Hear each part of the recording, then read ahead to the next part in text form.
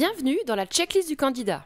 Dans ce podcast, notre objectif est de vous aider, candidats ou futurs candidats à l'embauche, à passer vos entretiens de recrutement dans les meilleures conditions. Simple, court et efficace. Tous nos conseils en 5 minutes pour y aller serein. Aujourd'hui, focus sur une question incontournable des entretiens d'embauche, mais cette fois-ci qui intervient à la fin de l'entrevue. Pourquoi vous et pas un autre sur ce poste ? Posée dans 90% des cas, cette interrogation peut désarçonner le candidat. Afin de mettre toutes les chances de votre côté pour décrocher l'emploi de vos rêves, ne vous laissez pas surprendre. Nous vous donnons 3 conseils pour briller et mettre le recruteur dans votre poche.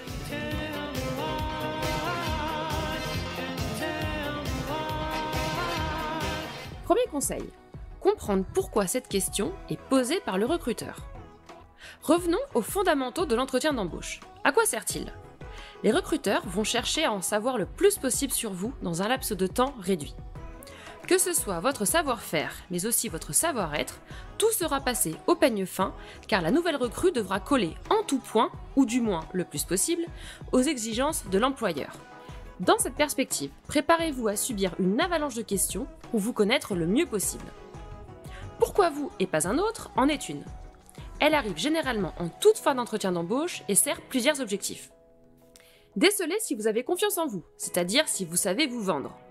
Décelez si vous avez bien compris les enjeux du poste et évaluez votre degré de motivation à rejoindre l'entreprise.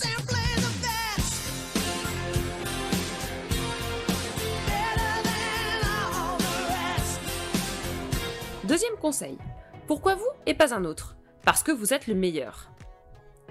Pour réussir à convaincre le recruteur, vous devez vous-même être convaincu de votre légitimité à occuper le poste convoité.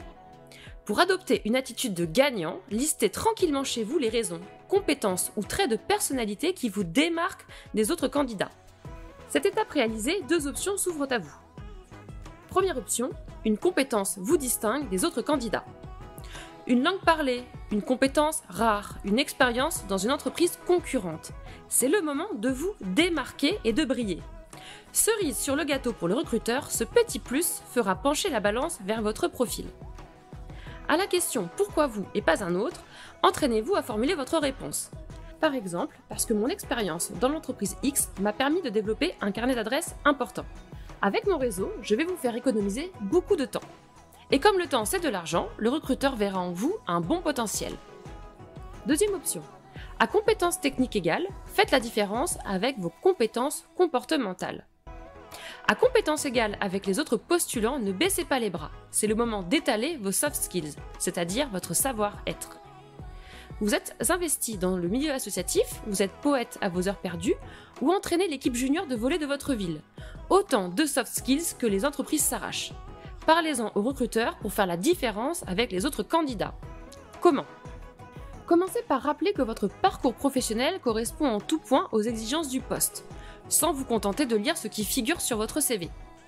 Puis, détaillez une réalisation concrète dans votre emploi actuel. Par exemple, j'ai mené une équipe de 6 personnes pendant 10 mois. Nous avons réfléchi aux valeurs particulièrement importantes qui guident notre entreprise. Nous avons construit ensemble une charte éthique que nous avons proposée aux différents salariés et à la direction. Dans ce cas, le recruteur en retiendra votre leadership et votre esprit d'équipe, 2 valeurs particulièrement appréciées dans les entreprises. Ne perdez pas à l'esprit que de nos jours, existent les entretiens d'embauche basés uniquement sur le diplôme.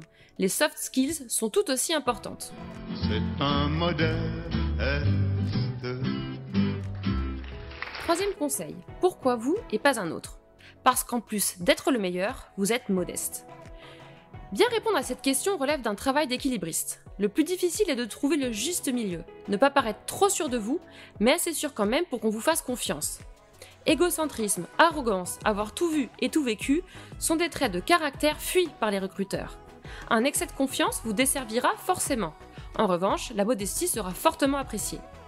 Notre conseil cadre emploi. Parce que je suis le meilleur ou c'est à vous de me le dire sont les réponses à proscrire. Vous venez d'écouter l'épisode 5 de la checklist du candidat, podcast que vous pouvez réécouter sur cadreemploi.fr. On se retrouve très vite pour l'épisode 6 qui vous préparera à un autre marronnier des entretiens d'embauche, vos prétentions salariales.